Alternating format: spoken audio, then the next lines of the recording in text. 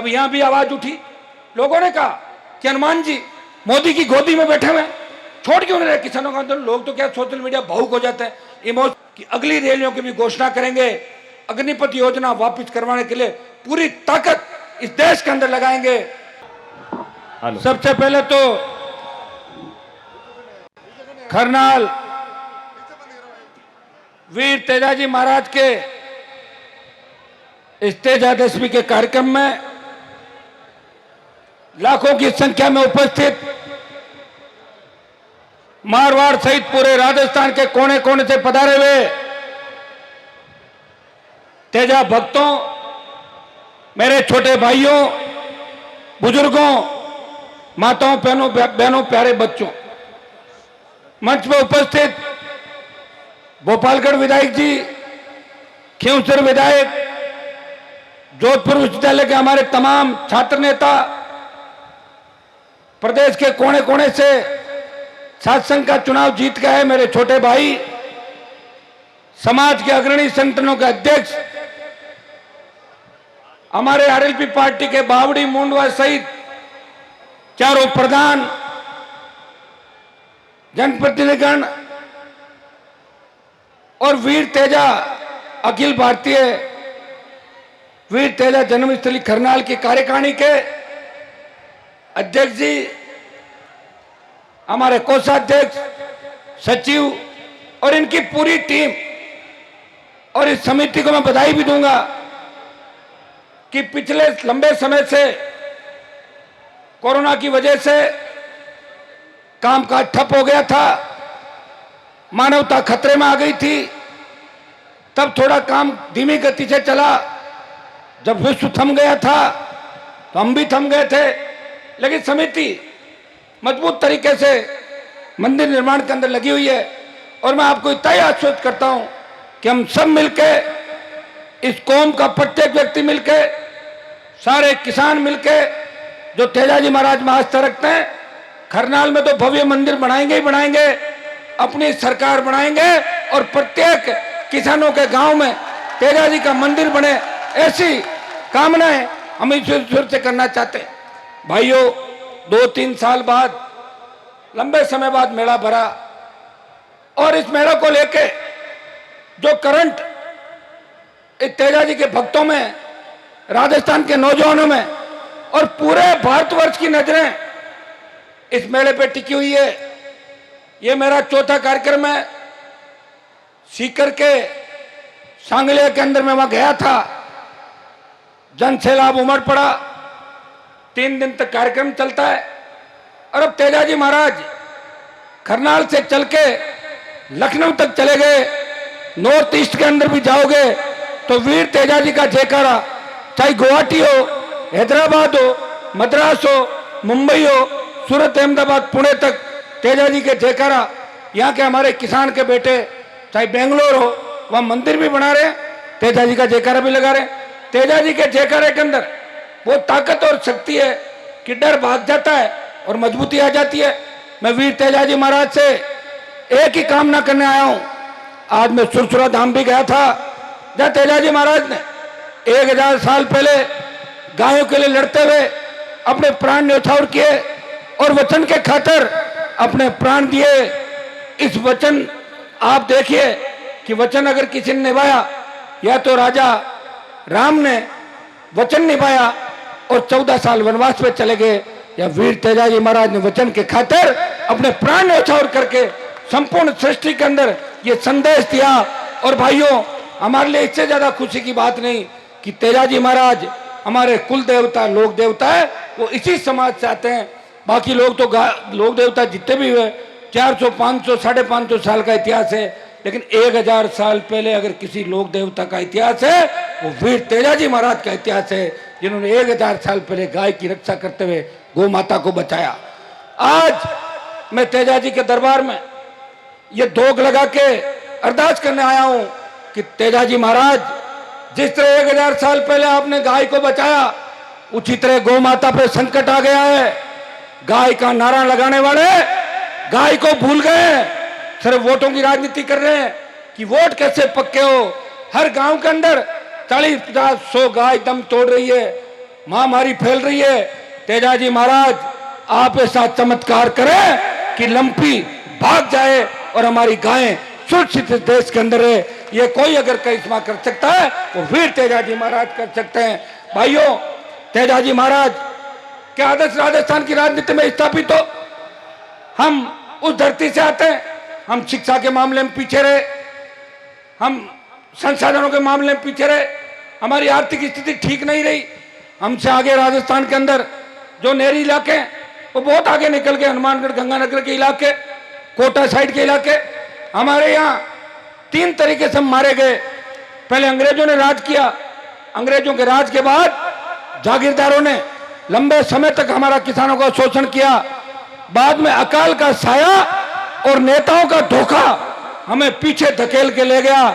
लेकिन मुझे पूरा विश्वास है इस सोशल मीडिया और तेजाजी महाराज के जयकारे में इतनी ताकत है कि यहाँ का जवान, मारवाड़ का जवान और किसान के बेटे बेटियां अब हिंदुस्तान के अंदर हर दिशा में परचम फहराएंगे। पूरा विश्वास हनुमान बेनीवाल को है। भाइयों, एक जमाने में लोग कहते थे कि राजस्थान में 2 ही पार्टी है, एक बार कांग्रेस और भाजपा। उस बात को भी अगर गलत साबित किया, नई पार्टी बना के अगर देश में संदेश दिया कि राजस्थान का किसान और जवान भी पार्टी बना के अपनी व्यवस्था बदलने की लड़ाई लड़ सकता है। वो हनुमान बेनीवाल ने राष्ट्रीय लोकतांत्रिक पार्टी का गठन करके प्रदेश के, देश के नौजवानों को एक नई दिशा दी। भाइयों, पार्टी बना के कोई सत्ता में आने का मेरा मकसद नहीं था। सत्ता तो मेरे दरवाजे पे चारों तरफ हर वक्त मंडराती है। सत्ता तो जब चाहे प्राप्त कर लूं। मेरा अगर मन हो तो मैं दिल्ली में जब चाहे शपथ ले लूं, 25 सीट बीजेपी से यहाँ ले लूंगा। मेरा मन हो तो कांग्रेस भी दरवाजे पे खड़ी थी। 2018 के अंदर जब मैंने सोचा कर्ज माफी, फ्री बिजली, टोल मुक्त राजस्थान, मैं व्यवस्था देख के तंग रह गया। किसान आत्महत्या कर रहा है, जवान आत्महत्या कर रहा है।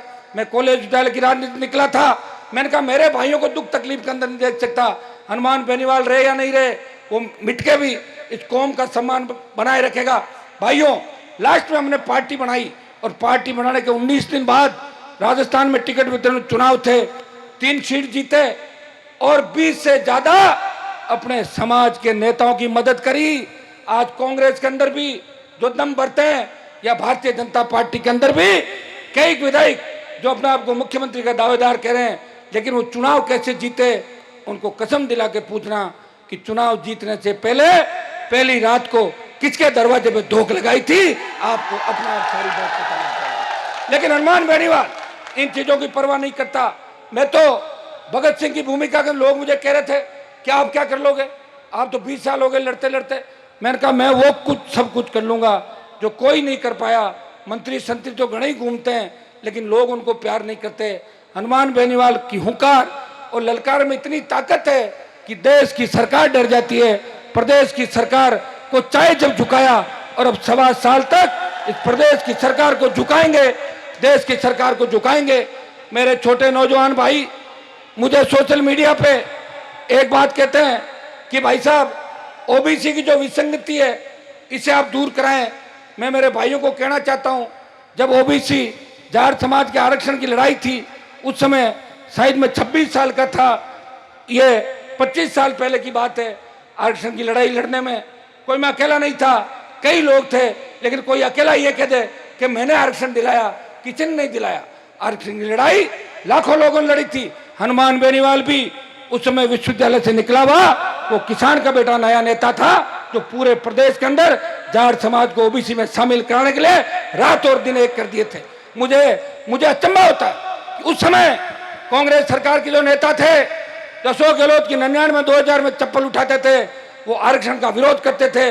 वो लोग आज आरक्षण के वो हो गए समर्थक, सत्ता में रहे, मंत्री रहे, जब तक तो समाज नहीं और सत्ता जैसे ही ठोकर मारे, गहलोत पिछवाड़े पे लात मारे, जब समाज याद आ जाए ऐसे लोगों से आपको सावधान रहना। मैं इतना ही आपको विश्वास दिलाता हूं कि ओबीसी के मामले के अंदर मेरे तीनों विधायक और हनुमान बेनीवाल इस ओबीसी आरक्षण का जो गलत तरीके से सरकार हमारे बच्चों को नौकरियों में आने से रोक रही है, मैं आपको विश्वास दिलाता हूं कि इस विसंगति को दूर कराएंगे। लेकिन ये विसंगति कोई मेरे शासन में नहीं हुई थी। मैं मुख्यमंत्री नहीं हूं प्रदेश का, मुख्यमंत्री वसुंधरा थी, मुख्यमंत्री गहलोत था। 22 साल से दोनों ही मुख्यमंत्री है और अपने वो नेता जो गहलोत वसुंधरा के धोखे लगाते थे, आज उनको अगर कौम याद आ गई तो वो पार्टियां छोड़े, अपनी या तो नई पार्टी बनाए या हनुमान बेनीवाल की आरएलपी पार्टी से गठबंधन करके इस राजस्थान को बदलने का प्रयास करें। लोगों को आंख बांध के, आंखों में पट्टी बंधा के उल्लू बनाने का काम ये लोग नहीं करें।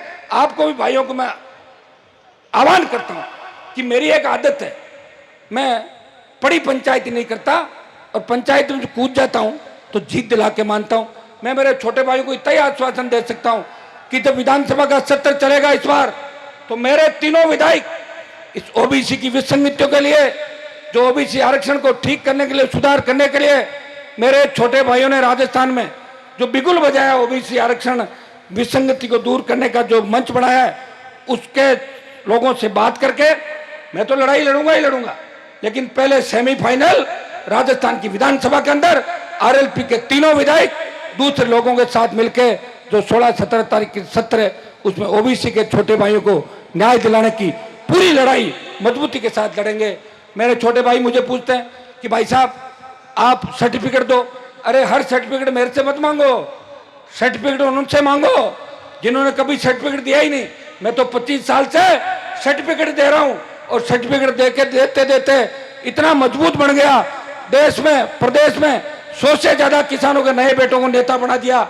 ये हनुमान बेनीवाल का ही मंच है जहां 5 लाख की रैलियों के अंदर आम किसान का बेटा आधे घंटे तक भाषण दे सकता है, आम किसान की बेटी आधे घंटे तक भाषण दे सकती है। मैं जब बीजेपी में हुआ करता था, मुझे याद है एक वाकया, जब अटल बिहारी की रैली थी और 40,000 की भीड़ को बीजेपी वाले 7 लाख बताने में मास्टर है, तब वो मंच पे, हमने कहा हमें भी मंच पे अटल जी के पास जाना है। बोला अभी आपका नंबर नहीं आएगा। और भाइयों वही हनुमान बेनीवाल है जिसने व्यवस्था को बदल दिया और संख्या रैलियों की और लोगों की इतनी ज्यादा कर दी कि प्रदेश में सबसे बड़ी अगर रैलियां किसी की हुई वो आप भाइयों के सहयोग आशीर्वाद से राष्ट्रीय लोकतांत्रिक पार्टी की रैलियों का अंदाजा भी आप नहीं लगा सकते। मैं आपको 2 ही उदाहरण दूंगा। जब देश का किसान संकट के अंदर था तब यहां भी आवाज उठी, लोगों ने कहा कि हनुमान जी मोदी की गोदी में बैठे हुए छोड़ क्यों नहीं रहे किसानों का आंदोलन। लोग तो क्या सोशल मीडिया भावुक हो जाते हैं, इमोशनल होके बात कह देते हैं। लोगों ने कहा हनुमान जी अगर छोड़ दे तो मोदी झुक सकता है। मुझे हरियाणा, पंजाब और उत्तर प्रदेश, दिल्ली के किसान नेताओं ने कहा हनुमान जी आप हमारा साथ दो, मोदी को झुकाना है। वैसे ही आंदोलन जो था वो पंजाब हरियाणा से चला था, किसान आंदोलन, राजस्थान के किसानों का आंदोलन नहीं था। भाइयों मैंने कहा मेरी वजह से अगर किसानों की जीत होती है तो हनुमान बेनीवाल वो कुर्बानी भी देगा जो कुर्बानी 20 वर्षों से इस राजस्थान में देता रहा है। मैंने मोदी की सत्ता को छोड़ा और दिल्ली जयपुर का हाईवे मैं आपका नुकसान नहीं होने दूंगा, आप निश्चिंत रहे। लोग ये भी कहते थे, अब विरोधियों के बात तो कहने को सामान नहीं, तो क्या कहे कि हनुमान जी तो लड़कों को बिगाड़ रहे हैं। अरे भाइयों जब देश के जवानों पे संकट आया, जब अग्निपथ आया, तो छोटे मोटे नेता और देश के बड़े बड़े नेता क्यों नहीं बोले अग्निपथ के खिलाफ? बोले क्या कोई? जब अभी लोकसभा चल रही थी मैं अकेला तख्ती लेकर खड़ा रहता था, अग्निपथ वापस लो, अग्निपथ वापस लो। तो मुझे लगा कि कांग्रेस पार्टी के लोग मेरे साथ आएंगे। कांग्रेस वाले आए, उनकी तख्तियों में अलग लिखा हुआ था। मैंने कहा ये क्या लिख के लाए हो? बोले हमारा मुद्दा तो एक ही है कि राहुल सोनिया के ईडी की जांच बंद करो। वो किया उन्होंने, सुनो, वो उसके गीत गाएंगे जो उनको टिकट देगा, जिनके नाम से वोट मिलेगा। और मैं गीत आपके गाऊंगा क्योंकि मेरा कोई आला कमान नहीं है। मैं तो, मेरे घर पे तो तेजा जी की फोटो मिलेगी या कोई भगत सिंह की मिल जाएगी। मैं कोई मोदी, गहलोत या कोई दूसरी फोटो थोड़े रखता हूं अपने घर के अंदर, आप जानते हो सारी बातें। इसलिए भाइयों मैं इतना ही संदेश आपको देना चाहता हूं, हनुमान बेनीवाल मजबूती से 23 की लड़ाई राजस्थान में लड़ेगा। एक मेरी आदत और है, मैं हरियाणा, उत्तर प्रदेश के अंदर, अभी यूपी के अंदर चुनाव थे, तब बहुत से लोगों ने कहा कि आरएलपी को यूपी के अंदर लड़ाओ। मैंने कहा मैं अगर आरएलपी लड़ाऊंगा तो उत्तर प्रदेश में किसान कौम कमजोर हो जाएगी, मैं वोट काटने की मशीन नहीं बनना चाहता। मैंने नहीं लड़ाया। हरियाणा के अंदर भी जो बड़ा दम भरते हैं, मैंने उन नेताओं का विरोध नहीं किया, लेकिन 23 के अंदर आप देखना हरियाणा, उत्तर प्रदेश के तमाम वो नेता जो कहीं तो डिप्टी सीएम बने हुए हैं, कहीं दूसरा काम कर रहे हैं या कोई मंत्री की दौड़ के अंदर है, वो सारे राजस्थान के अंदर मुझे डिस्टर्ब करने के लिए, किसानों को डिस्टर्ब करने के लिए या आपको राजस्थान में मंडराते हुए दिखेंगे। ये मैं आज ही आपको बता देता हूं। और एक दूसरा, आज तक इस राजस्थान में पार्टी नहीं बनी। मैं उस परिवार से आता हूं, मेरे पिताजी लोकदल दमकीपा से एमएलए थे, हम जब छोटे बच्चे थे कभी चरखे का चिन्ह आता था, कभी चिन्ह आता था हल बैल किसान, कभी दूसरा चिन्ह था। लेकिन भाइयों वो चिन्ह कहाँ के थे? वो चिन्ह थे हरियाणा उत्तर प्रदेश के। राजस्थान का कोई चिन्ह हरियाणा उत्तर प्रदेश नहीं गया। राजस्थान का पहला किसान का बेटा हूं जिसने पार्टी बना के देश में संदेश दिया कि राजस्थान का समाज हमारा और किसान कमजोर नहीं है, वो अपनी ताकत पे खुद लड़ाई लड़ सकते हैं। ये संदेश पूरे देश में दिया। एक समय लगता है हर चीज का। यही खरनाल था, यही बड़े नेता थे जो नेता देश को तोलते थे। मेले भराए तो नहीं, उन्होंने मना किया क्या उन लोगों को? हमने तो नहीं किया मना। पहले अगर मंदिर बना बनाया हमें मिल जाता तो क्यों तो समिति को घूमना पड़ता और क्यों सारा काम करते। मंदिर दूसरे समाजों के बन गए। मंदिर एक एक समाज के 100 मंदिर हैं। लेकिन दुर्भाग्य इस बात का कि यहाँ के लोगों ने कभी दिशा में आपको जाने ही नहीं दिया। जो लोग तेजाजी की जय नहीं बोलते थे, जो लोग इनके काम नहीं बताते थे, वो लोग आपके कैसे हो सकते हैं? इन बातों का भी मंथन अपने को करना है। और इस मंच के माध्यम से एक ही बात मैं कहूँगा, मैं तो ये चाहता हूँ कि हमारा ये मेला राष्ट्रीय स्तर का बने, अंतर्राष्ट्रीय स्तर का बने और पूरी एक सर्किट यहाँ पर्यटन की सुरसुरा खरनाल होती हुई, पनेर होती हुई पूरे देश के अंदर एक जिस तरह ये पेनोरमा बना पूरे देश के अंदर जाना चाहिए। इसलिए मैं आज सुरसुरा भी गया, वहां भी मजबूती का संदेश, सुरसुरा का बलिदान दिवस था, वहां जाके मजबूती का संदेश दिया। भाइयों इतना ही कहना चाहूंगा, समय भी हो रहा है, मैं काफी लेट हूं, एक कार्यक्रम मुझे और अटेंड करना है। कई लोग ये भी कहेंगे कि हनुमान जी तो हेलीकॉप्टर में घूम रहे हैं। अगर हेलीकॉप्टर में नहीं घूमता तो 5 जगह कैसे जाता बताओ मुझे? सड़क मार्ग से तो कैसे पहुंचता? अब कई लोग ये भी कहेंगे हेलीकॉप्टर कैसे उड़ा रहे हैं। हेलीकॉप्टर वाले मेरा कोई ननियाल वाला तो है नहीं, तो आपको पता कैसे उड़ा रहा हूँ। वो पैसे देने पड़ते हैं। पैसा कौन दे रहा है? आप ही दे रहे हो। मेरे यहाँ तो ईडी की जांच करा लो, चाहे बैंक खातों की जांच करा लो, हनुमान बेनीवाल के खाते में सरकार को कुछ भी नहीं मिलेगा। सरकार जांचें कराती कराती थक गई और समय समय पे मेरे से गठबंधन के लिए मेरे दरवाजे पे खड़ी मिली। आपको सब बातों का पता है, आप सब जानते हो। इतना ही संदेश मेरे छोटे भाइयों को दूंगा कि जहां मैं खड़ा हूं, दुर्भाग्य इस बात का है कि आज हमारा किसान का बेटा नशे की प्रवृत्ति में डूबा जा रहा है। ये बहुत बड़ी तकलीफ है। कौन आएगा हमें समझाने के लिए? हमारे समाज के लोग, हमारे नेता जिनको आप आइकन आदर्श मानते हो, उनकी सीख और बात भी आपको माननी होगी। एमडी, इसमें डोडा, पोस्ट, इन सब चीजों से दूर रहना होगा, दारू से दूर रहना होगा। नशा एक ही बात का रखो कि सत्ता पे कब्जा करना है। भाइयों लोकतंत्र के अंदर दो ही लोगों की चलती है, या तो सत्ता की ताकत हो, अपने लोगों का भला कर दो, या जनता की ताकत हो, सरकार को झुका दो। आपकी ताकत थी कि मैंने दिल्ली को झुकाया और नरेश जाट जो जोधपुर के अंदर सुसाइड का मामला था, पूरी दिल्ली की सरकार को झुका के उसकी मांगे मनवाई कि नहीं मनवाई आपके सामने। तो मैं आपको इतना ही विश्वास दिलाता हूं, मैं आपके लिए हर समय लड़ने को तैयार हूं। लेकिन दुख इस बात का है, अखबार का पहला पन्ना पलटते हैं, आज दो ही समाज आपस में लड़ते हैं।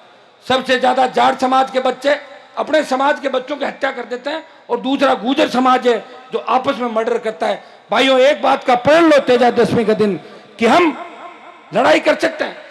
ये हमारे हाजी साहब बैठे बासनी से, ये बासनी गांव जो है, हाजी साहब खड़े हो तो आप एक, आपके गांव के अंदर वोट है 25,000, आबादी कितनी है? 60,000। तो आज तक मर्डर तो नहीं हुआ आपके गांव में? नहीं करते। ये बहुत होशियार है, ये रुमाल से लड़ते हैं। देखो ऐसे रुमाल से, तो रुमाल से तो चोट नहीं लगती। तो अपने भी अगर गुस्सा है, पानी पी लो, लड़ाई करनी हो, रुमाल से लड़के फिर राजीनामा कर देंगे, आधे घंटे में हम आ ही जाएंगे सब जगह से। आप चिंता क्यों कर रहे हो? लड़ाई आपस में नहीं लड़नी है, लड़ाई दो ही जगह लड़नी है। या तो कोई लड़की का मामला हो, हमारी बहन बेटी का मामला हो, उसमें तो लड़ाई लड़नी पड़ेगी। हम मार्शल कौम है, मार्शल ऐसे नहीं कहलाए। मार्शल मतलब जो रक्षक होता है, रक्षा करता है और अन्याय को बर्दाश्त नहीं करता। और दूसरी, अगर हमारी जमीन पे कोई कब्जा करे तब हमारी जान भी चली जाए। जब हम भारत माता के लड़ रहे हैं तो खुद की जमीन के लिए लड़ेंगे। तो भाइयों ये दो संदेश मैं आपको देने के लिए आया हूं। मंदिर का निर्माण जो हमारी समिति है मजबूती से कर रही, और लोगों को आप इस समिति के अंदर जोड़े। हम तो चाहते हैं पूरे प्रदेश के हमारे जितने भी लोग हैं, MP, MLA, सारे भाई हमारे। इसलिए इनको मैंने कहा, समिति के अध्यक्ष जी को मैंने कहा, आप तो कार्ड में नाम वाम किसी के मत लिखाओ, आप तो एक कार्ड ये भेज दो, जिनको आना है आए, उसका स्वागत सत्कार है, वो अपनी बात यहाँ रख सकता है। एक चीज मैंने और देखी, यहाँ अगर कोई व्यक्ति अपनी बात रखता है उसको रखने दो बात। अगर तेजाजी के यहाँ अपने समाज का आदमी बात नहीं रखेगा तो क्या शेरगढ़ में जाकर रखोगे? ये तो बता दो मुझे कोई बात। तो रख सकता है हर नौजवान को अपनी बात रखने का अधिकार है। हर पार्टी के नेता को अपनी बात कहने का अधिकार है। थोड़ी स्पीड को कम ज़्यादा कर ले और क्या, ज़्यादा लोग माहौल देख के काम करें। यहाँ तो वैसे मैं आपको बता दूं कि मेरा संघर्ष आगे भी जारी रहेगा। जो अभी तो अपन सब एक कामना करें, कोरोना के अंदर किस तरह मौतें हुई आपने देखा होगा कि सेकंड कोरोना की लहर के अंदर ऑक्सीजन सिलेंडर के अभाव के अंदर हमने बच्चों को दम तोड़ते देखा। कहाँ गई भाजपा, कहाँ गई कांग्रेस? जब हमारे बच्चे मर रहे तो कोई आएगा संभालने के लिए आपको? हमारे पे भगवान की कृपा थी, तेजा जी कृपा थी, कोरोना से मुक्त हुए। अब हमारी गाय मर रही है, गाय को बचाने के लिए कौन आएगा? हमें खुद को ही मेहनत करनी। भाइयों, संस्कृति को बचाना है, समाज को बचाना है, व्यवस्था को बदलना है और ऐसी व्यवस्था लानी है राजस्थान के अंदर कि जहां सबसे बड़ी आबादी होते हुए भी किसान कौम अपनी सत्ता नहीं लेके आई। सत्ता मांगने से नहीं मिलती, रोने से कोई सत्ता नहीं देता। अगर मैं लड़ता नहीं तो अभी तक मैं भी किसी कोने में पड़ा रहता। मैं लड़ा, मैंने मेरा परिवार खो दिया, मेरी जिंदगी खो दी, मेरी नींदें खो गई। 5 बजे आके सोता हूं, 9 बजे आके उठ के चलता हूं। छोटे छोटे बच्चे हैं, वो पापा पापा करते हैं। हर आदमी अपने बच्चों के साथ रहना चाहता है। हनुमान बेनीवाल जैसा नेता इस कौम को दोबारा मिलेगा नहीं, इस बात का ध्यान रखना। मेरे विरोधी भाइयों को भी कहना चाहूंगा कि एक बार आधा घंटे मन से ये सोच लें कि हनुमान जो लड़ाई लड़ रहा है, ऐसी लड़ाई आज से पहले किसी ने लड़ी थी क्या, या आगे भी लड़ सकता है? पूरा जीवन समर्पित कर दिया और जिसके खिलाफ लड़ा चाहे वो कितना भी बड़ा था, उसे उसके अंजाम तक पहुंचाया, उनको सलाखों के पीछे पहुंचाया। और कई लोग जो बदमाश थे उनको ऊपर का रास्ता भी दिखाया राजस्थान के अंदर। दिखाया कि नहीं दिखाया? इसलिए आप लोग हिम्मत रखें, प्रयास करें। इसी तरह जैसे छोटे भाई ने बताया कि आने वाले समय के अंदर हमारे कॉलेज यूनिवर्सिटी के जो भी अध्यक्ष है, मैं भाई दोनों हमारे हरिंदर और बांता दोनों बैठे, बच्चे दोनों चुनाव लड़े मजबूती से। लेकिन जोधपुर की जो हार है, इसकी थोड़ी सी पीड़ा हम सबको दिखाई दे रही है और हम सब थोड़े व्यथित हुए थे। लेकिन हारना चलता रहता। हम तो उस समाज के अंदर पैदा हुए जो हमेशा लड़ता ही रहा है। हमारे को जीत कभी नसीब ही नहीं हुई। जीत हो भी जाती तो भी संघर्ष करना पड़ता। छोटे भाइयों को आश्वस्त करना चाहता हूँ, आगे तुम्हारा भविष्य उज्जवल है। तुम लोग मजबूती से जुटो। ये प्रदेश देख रहा है, देश देख रहा है। मैं तो चाहता हूँ कि ऐसे नौजवानों का हाथ में राजस्थान की सत्ता हो। भाइयों, आसाम का एक उदाहरण देना चाहता हूँ। एक बार आसाम में छात्र आंदोलन हुआ था, बड़ा 25, 30, 40 साल पहले की बात है। और छात्र आंदोलन ऐसा हुआ, ऐसा बिगुल बजाया कि मुख्यमंत्री बना था 30 साल का और सारे लड़के बन गए 25 साल के विधायक, मंत्री भी बने। सारी पार्टियों को घर बिठा दिया। नौजवान जब मचलता है तो सत्ता पे कब्जा कर लेता है। हर क्रांति का मुखिया नायक इस देश का नौजवान था। भगत सिंह 23 साल के थे। तांत्या टोपे मंगल पांडे ने जो लड़ाई लड़ी, उनकी छोटी उम्र थी। हनुमान बेनीवाल नौजवानों को साथ लेके, मुझे खुद के लिए नहीं चाहिए, मैं प्रधानमंत्री नहीं बन सकता, मुझे ही पता है, और मंत्री पद मेरे लिए कल तैयार है। मैंने अगर लड़ाई छोड़ दी तो लोग ये कहेंगे, लो आप पड़ा, वो भी गया जो चिल्लाता लास्ट, वो भी चला गया। क्योंकि मेरे नीचे तो बहुत सारे जा चुके पहले भैया जयकारे करके। देखा मैंने लोगों की ताकदम है लोगों के अंदर। एक पुलिस की गाड़ी घर पे आ जाती है और एक 17 सीसी का नोटिस दे तो हाथ जोड़ के खड़े हो जाते, घर वालों को और ले जाते साथ में, इसकी तरफ ध्यान दो, बच्चा छोटा है। ये लड़ाई हमने देखी, इसलिए डर नहीं लगता। और बड़े बड़ी लड़ाइयाँ इस कौम के लिए लड़ी, किसान के लिए लड़ी, पार्लियामेंट में लड़ रहे और विधानसभा की थी। मैं इतना ही विश्वास आपको दिलाता हूँ कि हम सब मिलकर नए राजस्थान का निर्माण करेंगे। और यहाँ से एक मैसेज खरनाल से पूरे देश के अंदर जाना चाहिए, एक पर्यटन सर्किट बने। और दिल्ली के अंदर भी हम प्रयास करेंगे कि तेजाजी महाराज के इस हमारे खरनाल मंदिर सुरसुरा, इनको राष्ट्रीय हनुमान बेनीवाल ने जाम किया, प्रधानमंत्री झुके, मैंने सत्ता छोड़ी। और जब वो आंदोलन समाप्त हुआ फिर दूसरा आंदोलन आ गया। मेरे खाते में तो मुझे लग रहा है कि आंदोलन और सत्ता से दूरी बनी हुई है। अब जब सेना को ठेके पे दे दिया, सेना को संविदा पे दे दिया, अग्निपथ योजना लाए, सबसे ज्यादा देश के अंदर अगर जांबाज सैनिक है। अमेरिका के एक अखबार का मैं पढ़ रहा था, उसमें लिखा था कि 20,000 फीट ऊंची पहाड़ियों पे 50 किलो गोला बारूद लेके, हथियार लेके अगर दुश्मन से कोई लड़ सकता है, वो जाट रेजिमेंट का जवान लड़ सकता है। भाइयों, हनुमान बेनीवाल उसी कौम से आता है, आपको चिंता करने की आवश्यकता नहीं। जोधपुर के अंदर आपने टेलर दिखाया था, 4 दिन में 2 लाख जवानों ने जोधपुर के अंदर इकट्ठा होकर मोदी को चुनौती दी कि मोदी जी किसान आंदोलन की हार से बौखला के जो किसान के बेटों के खिलाफ ये षड्यंत्र रच रहे हो, ये बर्दाश्त नहीं होगा। और मैं आपको विश्वास दिलाता हूं कि अगली रैलियों की भी घोषणा करेंगे। अग्निपथ योजना वापस करवाने के लिए पूरी ताकत इस देश के अंदर लगाएंगे, प्रदेश को खड़ा करेंगे, आवश्यकता पड़ी तो दिल्ली कूच भी करेंगे। मैं तो आपको इतना ही कहना चाहूंगा कि आज जो हालात है, उस हालात के लिए कौन जिम्मेदार है? क्या मैं जिम्मेदार हूं? मैं तो आवाज तो उठा रहा हूं, और मेरी वजह से मेरे समाज के नेताओं की भी दुकान कांग्रेस और भाजपा में समय समय पर चलती रहती है, कि वो कहते रहते हैं कि आप साहब हमें जिम्मेदारी सौंपो, हम हनुमान जी को परास्त करेंगे। तो अच्छा काम कर रहा हूँ, नुकसान क्या कर रहा हूँ? तुम्हारा नुकसान कर रहा हूँ क्या? कुछ नुकसान तो मेरा ही कर रहा हूँ। ये हनुमान बेनीवाल की हुंकारों का ही परिणाम है कि कांग्रेस और भारतीय जनता पार्टी ने अपने अध्यक्ष हमारे समाज के बना दिए। उससे पहले तो नहीं बने, लगातार बनाते गए अध्यक्ष सालों तो। और इनको पर्यटक स्थल दिल्ली की सरकार भी घोषित करे। प्रयास मेरी तरफ से पूरे रहेंगे, राजस्थान में भी हम कोशिश करेंगे। लेकिन मुझे लग रहा है प्रयास करते करते आप खुद की सरकार बना लोगे, ऐसा मुझे लग रहा है। बना लोगे सरकार अपनी, ऐसा लग रहा है। तो जब सरकार खुद की बन जाए तो रात को बैठ के रातों रात कर लेना जो भी काम करने को। मना कर रहा है क्या? तो सरकार जो होती है सब कुछ। ये डिप्टी साहब अभी जो चल रहे हैं, ये तो आपकी ताकत के साथ है। जब सरकार बन जाती है खुद ही काम करते रहेंगे, आगे जैसा चाहे कर लेंगे, दौड़ रहे हैं सारे। देखा आपने, ये सब इसलिए है कि ये भी उत्साहित हो रहे हैं। ये भी जो अधिकारी राजस्थान के, वो मुझे कहते हैं कि हनुमान जी क्या खाते हो आप? मैंने कहा मैं तो 4 रोटी खाता हूँ, 3 रोटी और दाल। बताओ क्या चलते कैसे हो? मैंने कहा तो भगवान की कृपा। मेरे आज तो मैंने सुबह से खाना भी नहीं खाया। मैं को ऐसे नहीं कह रहा हूँ, नहीं खाया खाना। सीकर से चला हूँ आते आते, अभी बैरासर जाऊंगा 700-800 किलोमीटर, 900-1000 किलोमीटर की फ्लाई हो जाएगी हवा के अंदर। और मुझे खुशी इस बात की कि रामदेव जयंती और तेजाजी की जयंती दोनों आज तेजाजी महाराज का और रामदेव जी महाराज का जो बड़ा दिन त्योहार आज है। और रामदेव जी ने भी सामाजिक समरसता के लिए काम किया। उन्होंने शेड्यूल कास्ट के मेघवाड़ भाइयों को उनका अधिकार दिलाने की लड़ाई लड़ी। और वीर तेजाजी महाराज ने 1000 साल पहले किसान कौम को जगाया और गौ माता का महत्व समझाया, गाय को अपने प्राण से ज्यादा माना। तो आज का दिन हमारे लिए खुशी का दिन है। मैं बधाई देता हूं आप सबको, पूरे राजस्थान वासियों को और देशवासियों को। और इतना ही भरोसा आपको दिलाता हूं कि हनुमान बेनीवाल हमेशा किसान के लिए लड़ा, जवान के लिए लड़ा, बदमाशों के खिलाफ लड़ा, भय मुक्त, अपराध मुक्त, भ्रष्टाचार के लिए लड़ा। और आगे भी आप सबके लिए मेरा संघर्ष हमेशा रहेगा। मैं समिति को आश्वस्त करना चाहता हूं कि समय मिला नहीं, कोरोना आ गया था, मैं भी पूरा टाइम नहीं दे पाया आपको, लेकिन मैं प्रयास करूंगा समय समय पर आपसे बात भी करता रहूंगा। और आप तमाम अपने समाज के जितने भी नेतागण हैं उन सबको भी समय समय पे खरनाड़ बुलाएं। मैं तो यह भी कहता हूं, रुको एक बार, हमारे एक दिक्कत क्या है कि झंडे की राजनीति है। ये कांग्रेस का झंडा है, ये भाजपा का, ये आरएलपी का। अगर झंडे की राजनीति हो और किसी को लगे कि भाई मंच पे साथ नहीं बैठे, विधानसभा लोकसभा में हम सब साथ ही बैठते हैं, नेता हम सब साथ हैं, पब्लिक लड़ती रहती है, यही सही है ना?